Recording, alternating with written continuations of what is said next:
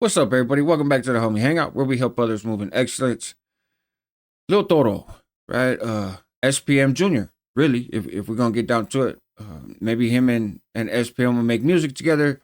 If in fact, uh, that dude gets out of custody, I don't think he is, but we'll get into all that, right? Not so much the SPM stuff, but we'll get into Lil Toro's SPM charges. First, I want to say I appreciate you guys. Those that have been following the channel, that have reached out to me, be it in the comments or offline, to see how I'm doing. I'm recovering well. It's been about 3 weeks since my back surgery. I had spinal fusion surgery, and things are going pretty well. I'm using my walker a little bit less, and yeah, it's a process, right? But I am I'm thankful that I got it, and I think when it all is said and done, I will be in much better shape, right? That's the hope. So, anyways, let's get into this. I'm kind of surprised that nobody has done this video. Okay. Chemo's Flicks, right? Shout out him. If you guys haven't checked out his channel, Chemo's Flicks is dope. He has done some content around this, but really nobody else has. And so I'm gonna give you guys a little bit of the backstory. Then we're gonna get into the charges, and I'm gonna answer some of the questions that I remember hearing a few years ago when all this first came up. Okay, so rewind like 3 years. I wasn't really familiar with Lil Toro when he was doing music. Okay, but a few years back, he had popped up on a scene, and at first there was videos like, is he active or not active? Because he had, was on camera doing videos with people that were writers or some shit. And I really don't care about that stuff. I didn't care about it then. I don't care about it now. That doesn't matter to me. And then he was gonna be a part of some boxing event, but then information came out that he had some bad charges. Right, he had some bad charges, had some SPM type charges, and basically the dude's a chomo. Right, and if we agree that the definition of a chomo is an adult who has some form of relations with an underage person, in this case a 14-year-old girl, um, if we agree that that's chomo behavior, then yeah, the dude's a chomo. If we don't, then I don't know what your definitions are, um, but that's what the reality is in this case. And so information came about those charges. From what I recall, I saw newspaper clippings. I didn't see actual paperwork. Um, I could be mistaken, but that's what I recall. And people were saying, well, if he's got these charges, then how did he walk, general population mainline in prison afterwards? And if he's got these charges, then how come he's not on Megan's Law?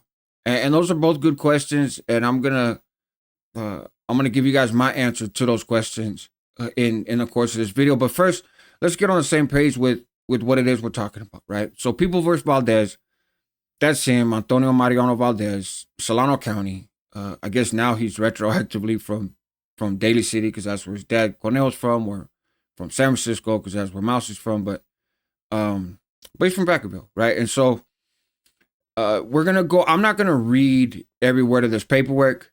I will post a link to it so you can look it up yourself. It'll be in the description, but I want to touch on a few things. Okay, so in March of 2007, the DA filed a complaint in case 240897. Just remember 897. Okay, case 897.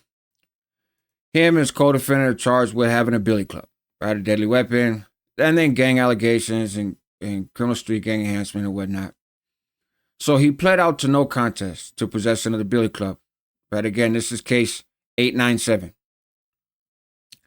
He pled no contest, and they wound up dismissing the remaining count. They struck the enhancements, and so he wound up getting a suspended sentence and put on probation for 3 years. Okay, with the conditions that he can't be around gang members or his co-defendant or any of that other stuff.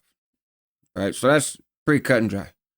Then November 2007, the DA filed a complaint in case 249410. So remember 410. Okay, 410. This charged him with 2 counts of forcible this stuff, right? 1 count of forcible this stuff right here. and 1 count of unlawful this stuff, right? Intercourse. The facts of this case 410, the facts of this case are that in October 2007, a 14-year-old girl reported to police that appellant forced her to have relations with him twice. Appellant was arrested on these charges on October 5th, 2007. So how old was he at this time? Okay. How old was Lil Toro in October of 2007? Well, we just happen to have a video. So what does this video say? Right now, I'm 26 years old. Sorry, I lied to everybody. I'm not 22. All the homegirls, I'm 22 and shit, but I'm gonna tell you right now, I'm 26. All right, at the age of 20. So that's creepy when you take this into context, right? So the time of this video, he says he is 26 years old. Well, when was this video done? Right? It was posted 10 years ago, but that don't mean nothing. When was this video done? This video was done. Let's see. February, early February of 2013. Now it's October 29th, 2013, almost Halloween. I sold out. October 29th of 2013, he is 26 years old. Now, I know some of you guys, math is not your strong suit. It's not mine either. I'm a sociologist, not a mathologist. So I did the math for you. Right? 1987. If he was 26 years old in 2013, October of 2013, right? So somewhere around 87, 1987, he was born. And that makes it convenient because when we come back here to the paperwork, right? He was born in 87, 2007, he's 20 years old, right? So he is 20 years old at this time. Let me take this down. He's 20 years old at this time. The girl is 14. Okay. So then he went to a prelim in 08. He was held to answer on all 4 counts, right? So there was enough information at the preliminary hearing to maintain those charges. An information charging those offenses was filed by the DA August 2008. 3 months later, he executed a written plea and entered a no contest plea to the charge of unlawful blank intercourse. Okay. This is not a charge that you get put on Megan's Law for. It is an S offense. No 2 ways about it. But you do not have to register on Megan's Law if this is your only conviction.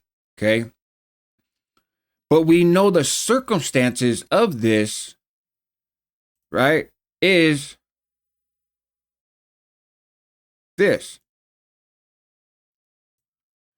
The DA filed a complaint in a case 410, charging him with 2 counts of forcible, 1 count of forcible oral, 1 count of unlawful. The facts of the case are that she was 14 years old. She reported to police. He forced her to have twice. So an argument can be made if you want to. And I've heard some of this stuff said before, right? Well, what about the girl? Right? What made her come forward? Did she really want to do it? Was she a groupie? Was she this? Did the fellas ran a train on her? All kinds of stuff. She is 14 years old. I don't give a fuck what the circumstances are, what she wanted, and I'm not saying any of that stuff's true. I'm not saying it's not true. Obviously, I wasn't there, right? I don't know the girl. But it doesn't matter to me. And you guys let me know what you think. But to me, this is a 14-year-old girl and a 20-year-old dude, maybe 19. Either way, 19, 20-year-old. She's 14. Anything you do with her is out of pocket. And people are going to say, oh, bro, well, come on now. You know, back in the days that there was dudes I was pulling up and picking up the girls from high school and all this other stuff. Yes, you're right. I did see that as a young person. Okay. When I was 19, 20, I was in prison. But as a youngster, sure. And I'm 10 years older than Toro, right? Yes, that happened. And I know dudes that were in their 30s and 40s that had high school girls that they messed with. And in hindsight, that shit was disgusting. And at the time, we would see it And we're like, bro, that's kind of weird. But did people make a big issue about it? From what I saw, for the most part, no. Did that make it okay back then? No. And it doesn't make it okay now. And that's where I stand on it. Okay, so yes, did I see that stuff myself? Of course. Right? Of course. Was it cool then? No. Is it cool now? No. Do I feel stronger about it now that I'm actually an adult, right? As opposed to a teenager? Yeah, of course I do. Of course I do. Um, but regardless, the case is the case. The girl is 14. So anyway, let's get into this a little bit more. So in that case, right, he said no contest to the charge of the unlawful intercourse, which you don't have to sign up or you don't have to register on Mega's Law for. The court accepted the plea, granted the DA's motion to dismiss the remaining charges with a Harvey waiver, and found him to be in violation of probation in his Billy Club case. Okay. The Harvey waiver, just in case you guys are interested, it's not super relevant to this case, but when you have a bunch of charges, your restitution is based on those charges. And then those charges get dismissed, your restitution is only based on what you plead to, right? But a Harvey waiver says, hey, even though you're dismissing these charges, I'm still going to pay restitution as if I pled guilty to them. I'm just not going to get sentenced as if I pled guilty to them. Okay, so that's kind of what it is, right? So then there's an incident in 08, right? So his probation gets violated in 897, which is a Billy Club case. Because in 2008, he's at an apartment. There's some gang members. He's got gang orders from that Billy Club case, right, as part of his probation, that he can't be hanging around. And so it goes and breaks all that stuff down, which none of that really has to do with what he did to a 14-year-old girl. So we're going to skip that. And so the court noted the probation reports in 410, which is his SPM case, right? Which initially recommended that he be put in custody pending sentencing and that he be sentenced to state prison, right? But that's not the plea that he reached. That's what the court wanted, but the DA cut him some slack. This is a case of the DA cutting this dude a whole lot of slack, right? And then him getting violations, but because he had so many cases back to back, it was kind of like, which one is he violating the probation on? That's really what this paperwork is about, but it highlights what one of his cases is, right? So then they said, hey, it suspended the sentence in 410, which is his SPM case, put him on probation for 3 years, reinstated his probation in 897, which is the Billy Club case, okay? So then he has another hearing, right? Because he got caught, he was driving around, he was smoking weed, blah, blah, blah. So it comes up, right? Judge says, man, this dude got more chances than he should have had. So you're off to prison now, buddy. In case 410, the SPM case, it sentenced him to state prison for the midterm of 2 years. It also imposed a 2-year midterm in 897, which is the Billy Club case, concurrent with the term imposed in the other case. I think that's how he got to walk the yard, right? Because he got 2 years for the SPM case. He got 2 years for the Billy Club case. They were run concurrent. He probably just went in there like, bro, I got a Billy Club case, and was able to shuffle and kind of dance around that. And perhaps because he was a rapper, perhaps because he has some name recognition. By the time he went into custody, he caught some slack. That definitely happens, right? We know that there are people in custody that have skeletons in their closet that are able to slide through because of favoritism. Whether that favoritism is because of their affiliation or because of their relatives or because they have money or they hustle or what they bring to the table. Regardless of reason, we know that stuff happens. It doesn't happen a lot. Much more people get whacked for shit like this than get passes, but it happens, okay? So the scope of reviewable issues on appeal after guilty, such as that in case 410, which is the SPM case, right, are restricted to matters based on constitutional jurisdiction or other grounds going to the legality of the proceedings leading to the plea, right? So it's changed the plea at all times represented by competent counsel who guarded his right and interest, and the sentence imposed is authorized by law. Our review, having found no arguable issues in case 410 that require further briefing, the judgment of conviction in that case is affirmed. And they actually reached a similar description and similar conclusion in the other one. But a 14-year-old girl accused him of behaviors. He went to a prelim. There was enough evidence at the prelim to hold it over. He pled out to inappropriate activities with this 14-year-old girl and caught some slack from the DA's office. He caught a lot of slack from the DA's office for quite a while, actually. But that doesn't change what happened. And I think that's wrong. I think it's wrong. I think we have a problem, it seems lately, with, and it's been a problem for a long time, but in particular on YouTube lately, we're trying to make excuses or apologize for adults that do inexcusable stuff, right? Active, not active, I don't care about that shit. Even where you did time, whatever. Look, teach their own, okay? But we cannot normalize harming children. We cannot normalize this type of predatory behavior. And again, the argument of him individually, does he have mental health issues or doesn't he? And this and that. And he says all kinds of JCast shit. And he talks about people that I know very well personally, right? It's in his little Woody video, he mentions EXO and Chino Montana, right? Two people that I know. You guys can look. I got the only interview, I think, ever in history with EXO Creek, right? Shout out to him for that. And shout out Chino Montana.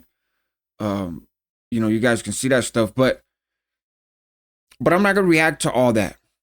And I fully expect that Toro's going to do some kind of video, right? And probably look through my catalog and say some shit and da-da-da. And it's probably going to be amusing, right? Because a lot of stuff that he says is amusing in a sad, pathetic kind of way.